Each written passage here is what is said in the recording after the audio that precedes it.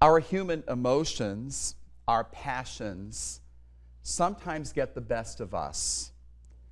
And we've all been there and done that in one way or another. If left unchecked, our anger can erupt in unkind words or violent behavior of one kind or another. If our frustration reaches a boiling point, we can become very impatient and mean-spirited.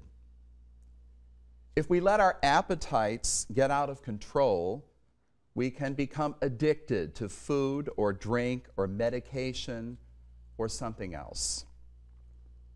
Our human nature is wired so that we're all prone to let our emotions, our passions for pleasure, or our need for satisfaction get the best of us.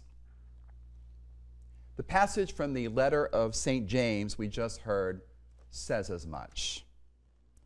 If we allow our passions to rule our lives rather than our mind and our will, the end result is wars and conflicts and envy and jealousy and selfishness and misery. Take today's gospel for an example. The 12 apostles let their ambition get the best of them. They started to argue about who was the greatest among them, who was Jesus' favorite disciple, his right-hand man. Their ambition for status would only lead the apostles down the road of a jealous rivalry and dissension in their ranks. Jesus obviously has no use for such jockeying for a position, for a higher place on his organizational chart. And so his response is, if you want to be ambitious and be crowned my greatest follower, then serve everybody else with humility and welcome every child of God that comes your way with respect and with reverence. In the logic of St. James, when we let our emotions, our passions get out of hand and dictate our behavior, we become like spiritual adulterers because we become lovers of the world rather than lovers of God and His Word.